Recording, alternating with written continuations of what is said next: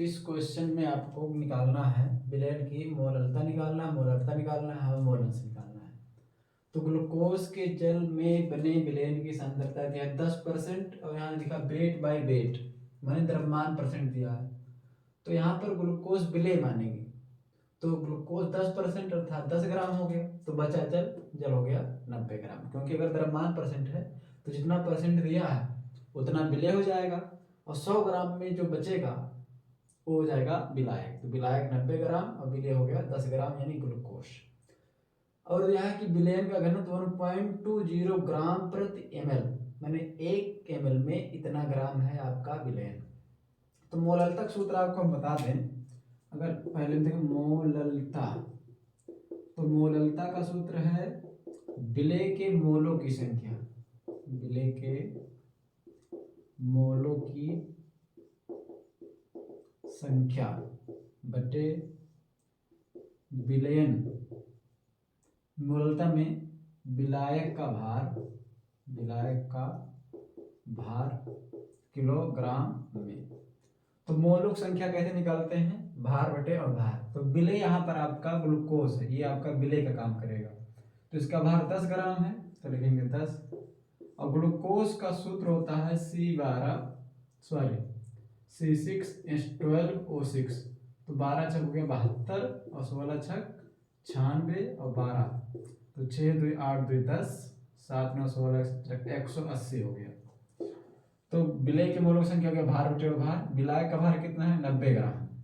तो 90 ग्राम को किलोग्राम में बदलने के लिए 1000 से भाग करना पड़ेगा। तो 1000 ऊपर जाएगा तो 10 गुणे 1000 बटे 180 गुणे 90, तो 0 0 कट गया, 1 0 और कट गया, 10 दही हो गया कितना 100 और बटे 18 गुणे 9, 18 गुणे 9, तो काट दीजिए इसको 50 और 2 नवा में 18, तो 9 गुणे 9 हो गया 9 नवा 81, तो 50 बटे 81 जब भाग करेंगे तो 81 भागे 5 50, तो दशमलव लगाएंगे 500 हो गया, 8 बचे 40, 8 6 48, तो 6 कम 6 6 48, बचा कितना 14, शून्य लगा लीजिए, एक ही बार जाएगा 81 करने में 81, तो कितना बचा 9, यहाँ 13 में क्या 8 गया 5, शून्य लगा लीजिए।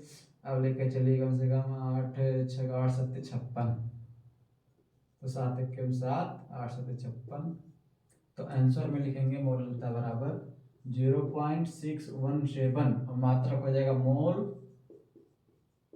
प्रति किलोग्राम। तो मोललता ना समझ में आया हो तो एक बार फिर से देख लीजिए। मोललता का सूत्र क्या है, विलेय के मोलों की संख्या बटे विलायक का भार किलोग्राम में। ठीक, तो विलेय के मोलों की संख्या कैसे निकालेंगे, विलेय का भार 10 ग्राम, अणुभार 180 और बटे विलायक का भार, विलायक कौन है जल है 90 ग्राम, तो 90 लेकिन किलोग्राम में चाहिए, तो ग्राम में तो 1000 से भाग करेंगे, तो 100 का गुणा 10 में करेंगे और फिर से गुणा 90 में करेंगे, तो 0 से 0 यहाँ कट गया, 1 0 यहाँ कट गया, 10 10 100 और 18 गुणे 9, फिर 2 से काटिए, 2 का गुणा 50 में करेंगे 100 हो जाएगा, 2 9 18, 9 9 81 भाग करेंगे तो इतना आएगा। तो मोललता निकालने में कोई परेशानी नहीं होनी चाहिए, इतना नोट कर सकते हैं, इसके पश्चात आगे बढ़ाया जाए काम। अब देखिए इसमें आपको विलेयन का जो है मोलरता निकालना है। तो मोलरता के लिए हम लोग को आयतन चाहिए, तो आयतन का सूत्र है, आयतन देखो घनत्व बराबर होता है द्रव्यमान बटे आयतन, तो आयतन बराबर हो जाएगा द्रव्यमान बटे घनत्व, यानी आयतन को यहाँ लेके जाइए, घनत्व को नीचे ले आइए। अब विलेयन का जो आपको दिया है द्रव्यमान, तो विलेयन 100 ग्राम है, क्योंकि 90 ग्राम आपका विलायक 10 ग्राम विलेय, तो 100 ग्राम और विलेयन का घनत्व दिया है 1.20 ग्राम प्रति ml, तो ग्राम से ग्राम कट जाएगा, ml ऊपर चला जाएगा, तो यानी 100 बटे 1.20 ml आएगा। अब इसको आप अगर गुणा भाग करके इसको सिंप्लीफाई करना चाहें तो हम लोग ऊपर 100 से गुणा कर देंगे और नीचे भी 100 से गुणा कर देंगे। ऐसे करने से ऊपर तो 4 0 हो जाएगा और नीचे हो जाएगा 120, शून्य शून्य कट गया, तो 12 का पहाड़ा पड़ेंगे, 12 8 96 और बचा 4 40 हो जाएगा, तो 12 तियाएं 36 फिर 4 बचेगा। ऐसा करिए कि 100 से गुणा कराने हो जाएगा 1 2 0 3 0 4 0, यहाँ हो जाएगा 120, शून्य कट गया तो 1000/12।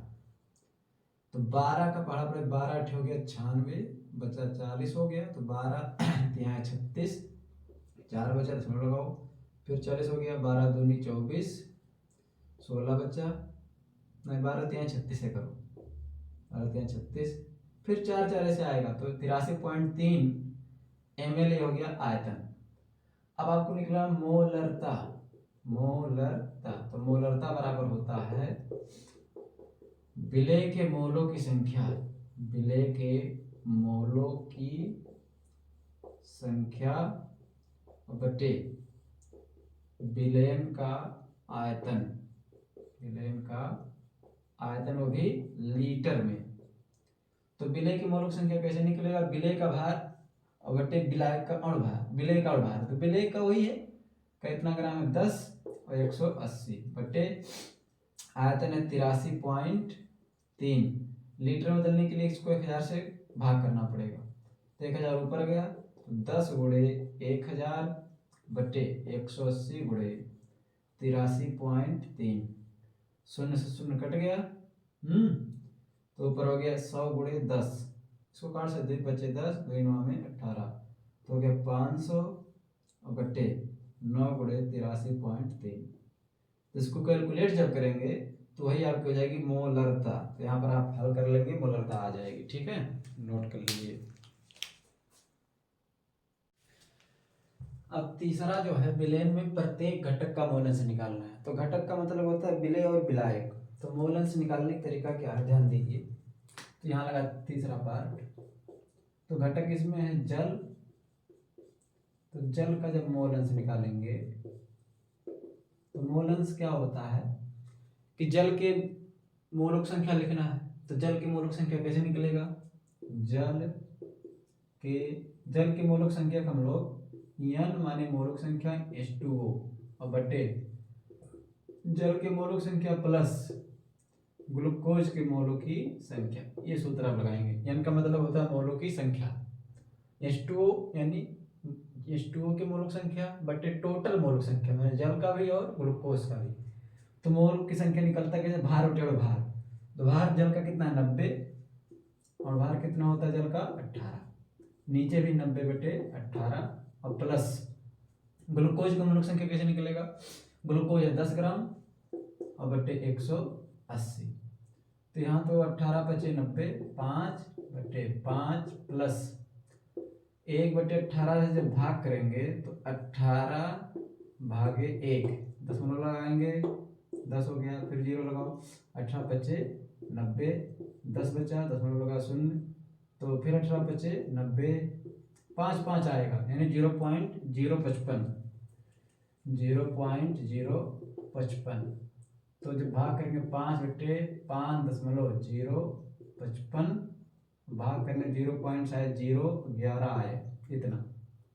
अब जल का मोलंश निकल गया, तो ग्लूकोज का मोलंश निकालना बहुत इजी है। ग्लूकोज का मोल अंश, तो ग्लूकोज का मोल अंश कैसे निकलेगा? एक में से जल का मोल अंश आप घटा दीजिए, जल का मोल अंश, तो 1 माइनस 0.011, तो जब घटाएंगे तो 1.000 में से घटाएंगे 0.011, तो 10 में से 9 गया 9, अरे 1 गया 9, 9 में 1 घटा 8 यहाँ बचेगा, तो 0.889। तो ये आपका 2 नंबर का है। अब पहला क्वेश्चन 1 नंबर का, दूसरा भी 1 नंबर का, और ये तीसरा जो पार्ट है 2 नंबर का। तो टोटल ये क्वेश्चन 4 नंबर का है। तो देख लीजिए कहीं कोई समस्या हो तो इसमें आप पूछ सकते हैं।